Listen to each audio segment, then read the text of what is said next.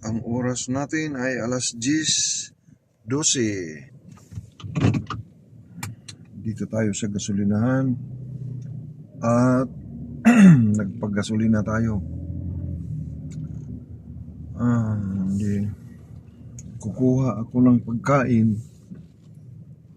sa order ng amo ko sa restaurant. At naalala ko kaagad nung una, kasi bakit kamo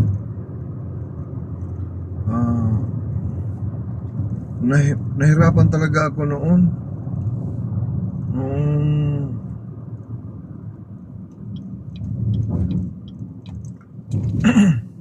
noong una dahil sa ganitong sitwasyon noon. Ang amo ko ay pupunta sila ng park, mag-park sila. Tapos habang andoon sila sa park, ako naman ay naka-duty doon sa member na sa kabilang bahay.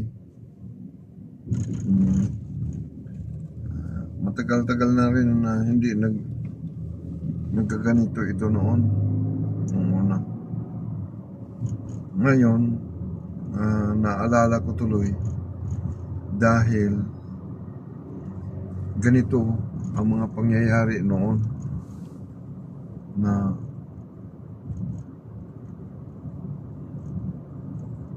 habang nasa park ang aking mga amo ay ako naman ay grabe ang trabaho dito sa kabilang bahay. Nagmamaniho kung saan ko dinadala yung asawa ng lalaki doon sa kabilang bahay at yung anak na babae na pinakamatanda ay kung saan-saan ko hinahatid sa mga kaibigan, kagaya din ng magulang.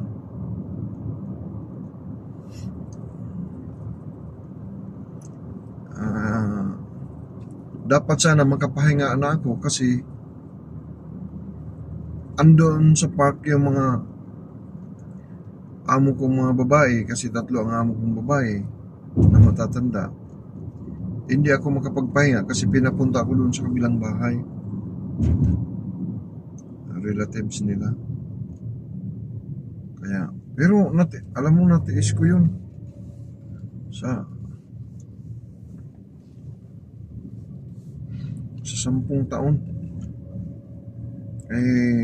Medyo lumuwag yung ano ko nung nakaraang Mayo kasi nagreklamo ako doon sa labor office sa Pulo Uwa.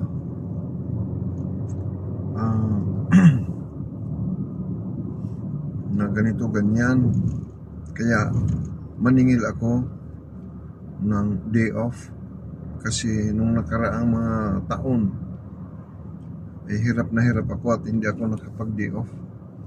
Kahit na ang amo ko ay nasa labas, nag-party o kaya nag-park o kaya nag-shali o nag-istiraha, pumunta ng disyerto, ay wala din. Na din ako, naghirap din ako. Kaya ang nangyari, patapos na yung kontrata ko ngayon. Kaya ako talaga nagreklamo. Ang problema naman, patay, walang maanuhan natin dito. Walang mapag-parkingan, yari tayo dito.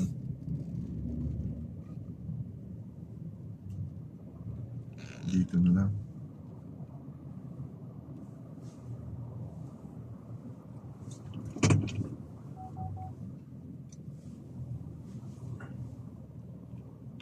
Sana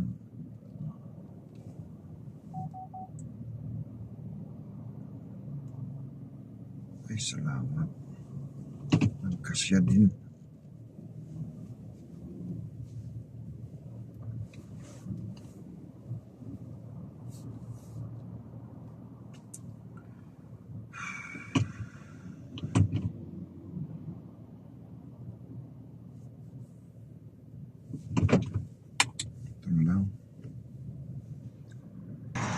Dito na tayo sa restaurant. Yan kulay pula. Yan. Sige. Kakasar.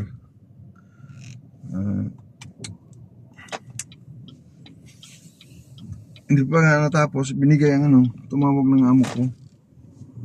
Na nasaan na daw ako. Kakaasar.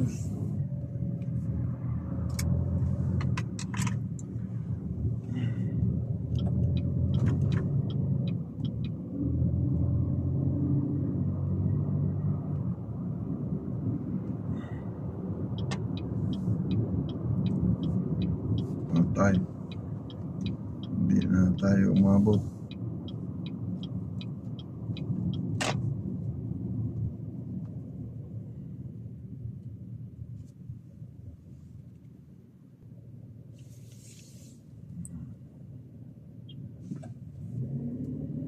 Hatid na ako ng ano, pagkain. Ang amo ko ay andun sa park. Naghahatid ako ngayon ng pagkain nila. Nakuha ko. Tumawag yung pinakamatanda sa kanila kung nasaan na daw ako. Sabi ko, nandito pa ako sa restaurant. Kakaasar ba? Pag sinabi mo namang restaurant, hindi makaintindi kasi hindi marunong mag-English.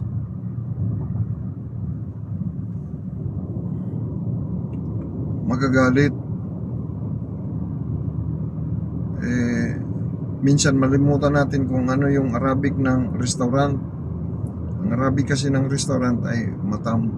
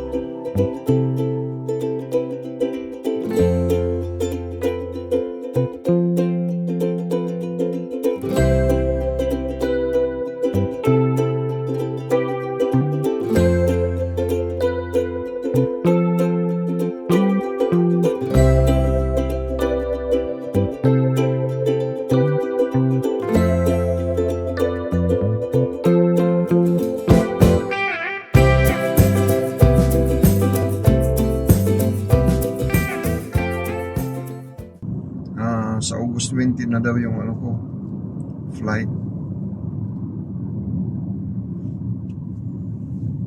Ang uwi ko. I-check ko mamaya kung na-cancel na ba yung working visa ko dito. May exit visa na ba ako? Ma-check naman yan doon sa Tawakal na at saka sa Abshare. Kaya lang hindi ko mabuksan yung Abshare kasi sila ang humawak ng account na yun. Nag-login sila sa pangalan ko, samantala kinuha ko na yun. Manipulate nila ginamit nila yung ikama ko.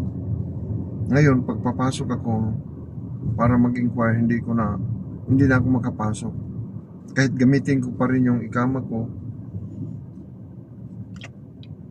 Dito na tayo sa park. Ayun na anuhan ng ilaw. May mga kasamahan pala sila.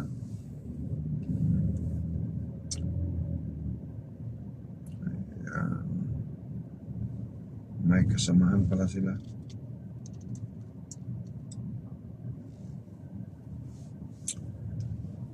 Dito na. Yung nakatalikod na may nakaupo, yan ang ano nila. Yan na, anuhan ng ilaw. Sige. Mag-ano na.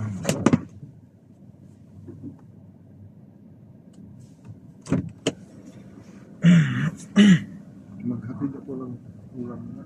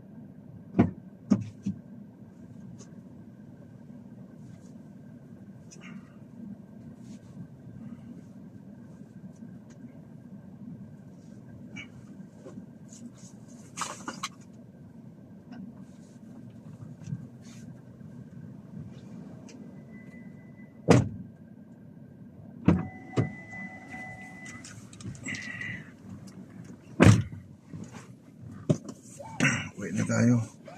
Mamaya pa yan sila makakauwi ng alauna.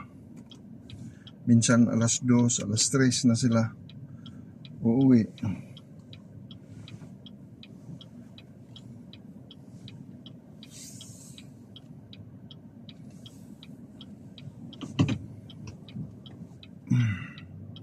Nagsiuwi na pala sa kabila. Kaya uwi muna tayo. Ganyan ang style nila. Bali, kukuha ko ng pagkain nila noon. Kaya naalala ko tuloy na grabe ang trabaho ko talaga noon. Kukuha ko ng pagkain nila, pagkatapos hahatid ko dito. Balik na naman ako doon sa pagserbisyo sa kabilang bahay. Mga tao roon.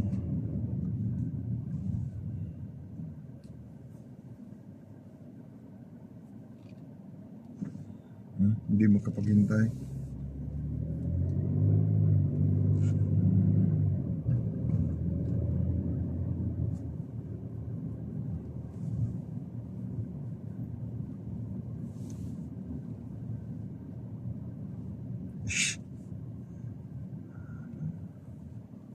Traffic ngayon kasi maraming tao.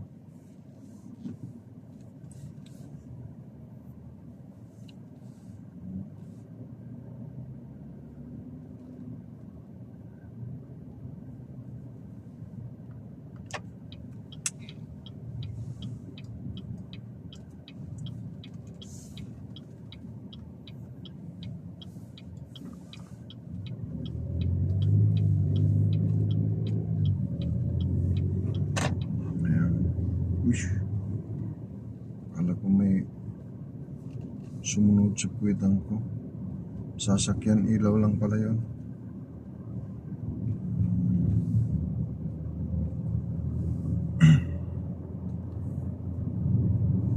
Ito.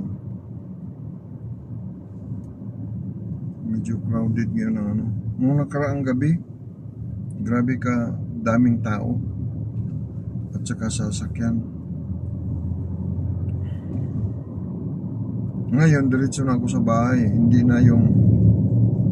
na kagaya noon na balik na naman ako doon sa kabilang bahay sa mga tao na membro doon na lumabas, nasa labas sila sa mga kaibigan.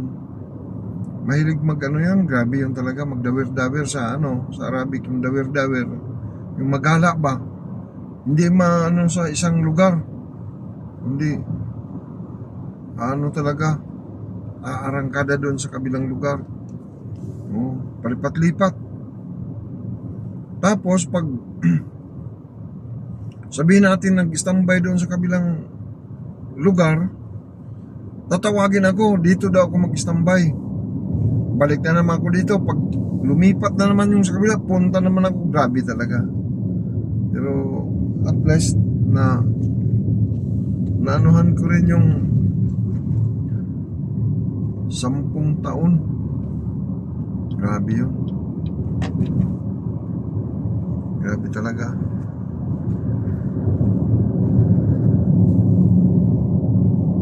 Biro mo na agapan 10 taon.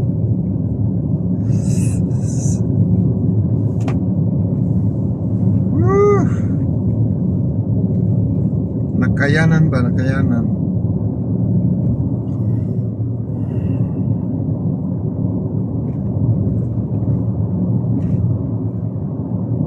Memories ko. Ito na mga ko ngayon.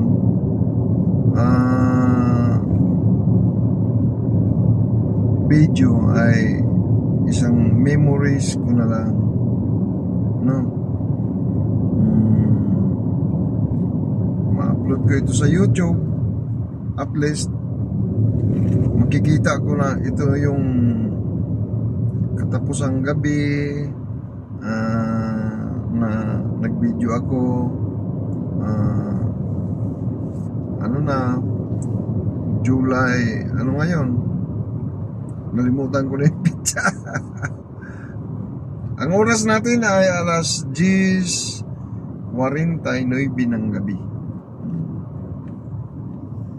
Sa Pilipinas naman ay 5 oras yung pagitan natin. Advance kayo dyan sa Pinas. Late kami dito ng 5 oras.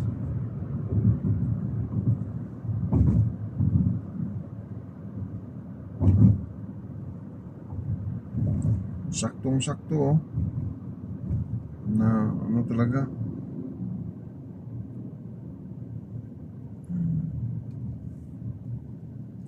Ha?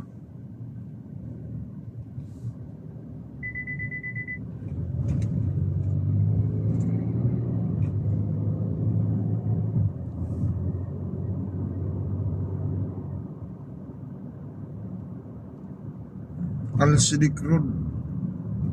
Ito ay Al-Siddiq Road. Tinatawag nilang Al-Siddiq.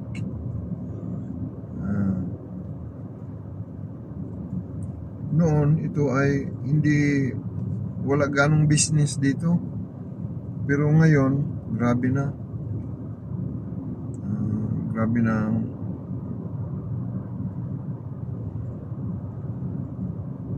Madilim dito noon, una kong dating, mga from 2020 hanggang pababa ng 2015. Dito ay madilim na lugar noon. Ano lang yung sa poste lang na ilaw. Ngayon, wala na. Masaya na kumbaga. Kasi maraming nagnegosyo. Mga coffee shop. Pag saan kasi may mga coffee shop, restaurant, ganyan, andun yung mga tao. Kumbaga parang magiging boulevard ba? Doon yung mga tao nagpapalipas ng oras. Mga babae at lalaki. Kung saan yung mga lalaki, andun yung mga babae. Kung saan naman yung mga babae, andun yung mga lalaki. Lalo na sila dito, hindi nakakakita ng mga babae. Sa Riyadh at saka sa Jeddah, makikita mo na yung mga babae na nagagandahan ang mga katawan kasi naka-display na yan, hindi na nag-aabaya. Dito, wala pa, hindi pa. May ibang mga Egyptian, Pilipina, ibang lahi, hindi na nag-abaya. India. Ang India hindi na nag-abaya pero mahaba naman yung mga damit nila at saka mga Pakistan. Hindi kagaya talaga na na Saudi yung iba nag-abaya pa.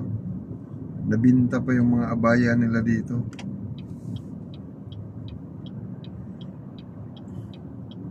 Sa Jeddah wala na sigurong bumili ng abaya. Kasi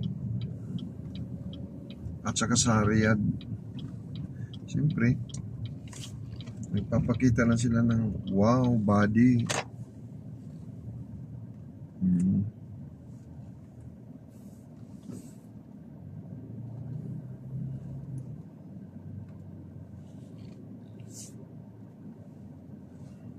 Ito na. Ayaw.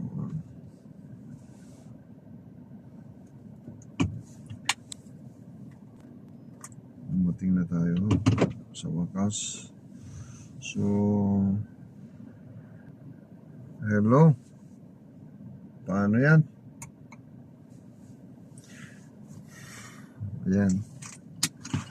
Dumating na tayo.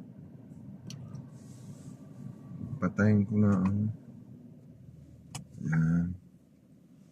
At hanggang dito na lang. Sa muli, maraming salamat sa pagsama ninyo sa akin. Bye-bye. Ito na. Kukunin na natin ang amo natin. Andun sila sa park. Kunin ko na. Ang oras ay 1:15. Yan.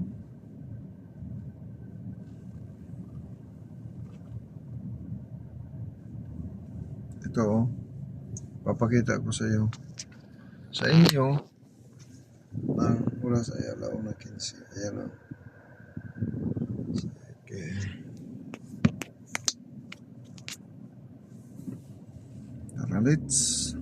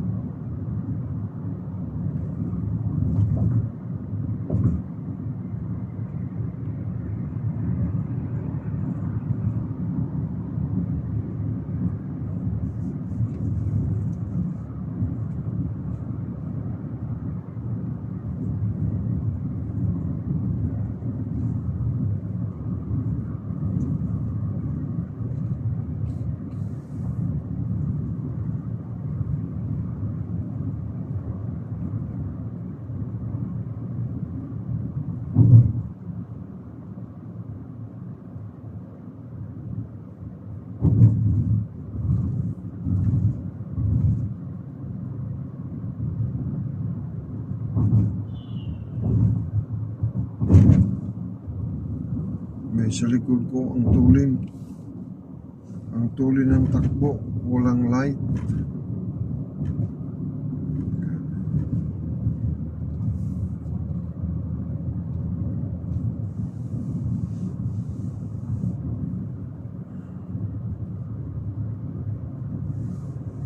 Malayo-layo din itong park. Nasa gilid kasi ng syudad. Nasa gilid ng city.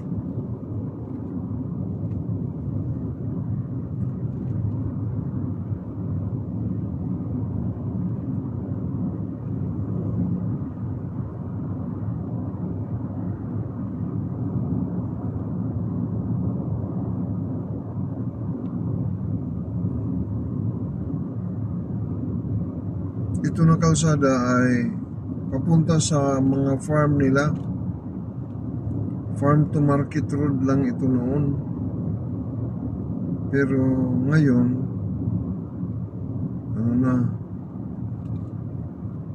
main street na, papunta ng Riyadh, Jeddah.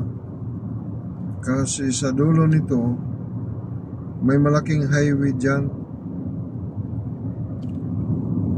Ito nga, lang ito farm to market road, pero 3 ang lane. Sa gilid-gilid nito ay mga farm lang siya.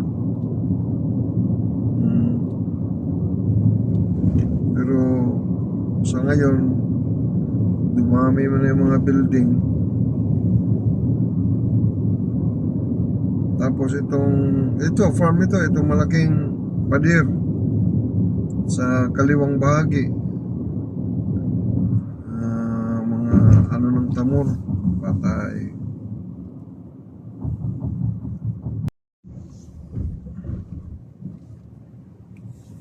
Bawal kasi ang sa checkpoint ang camera, kaya pinatay ko kagad. Ayan na.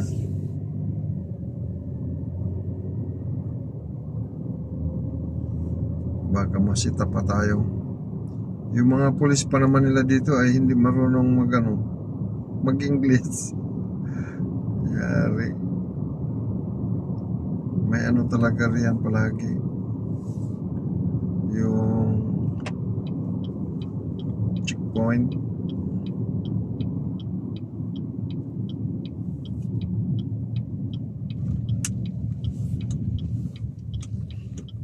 Hindi pa naman ako nakaprepare ng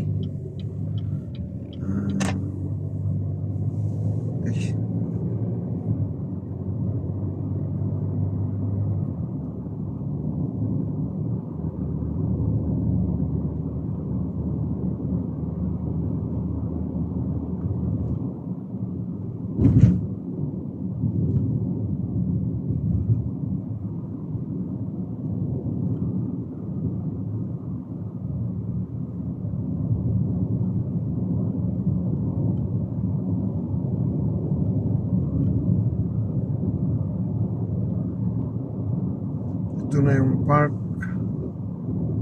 Sinsya na medyo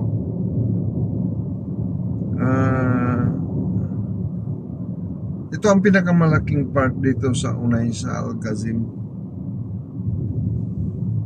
Bawat lungsod naman, munisipyo ay may malalaking park, pero ito yung pinakamalaki sa lahat. Sa capital din, yung Burayda, mas malaki yun. Sa probinsya ng Alcazim, yung sa Burayda ang pinakamalaki. Kasi capital of the province.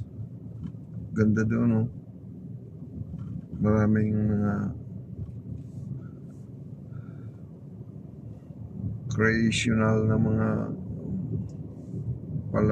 laruan ng mga bata saka matanda. Maya, pag sumakay ng ating amo, ay doon tayo dadaan. Iikot ko kayo doon para makita ninyo.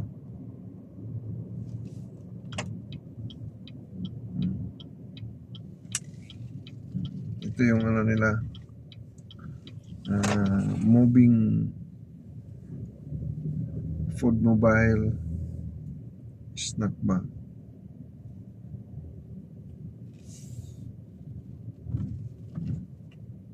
Dito na tayo.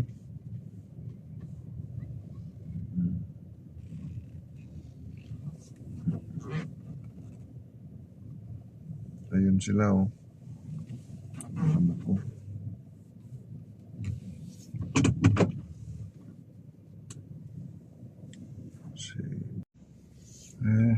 Hello po.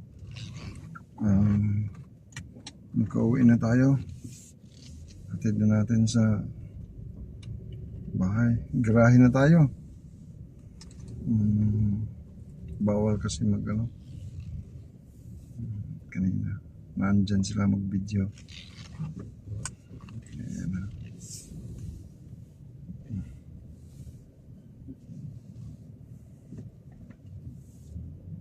Okay. Pasok na tayo.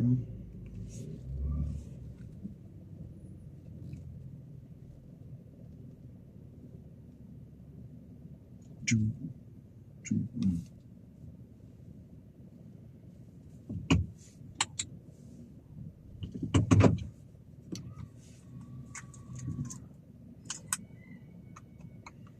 Bye-bye na.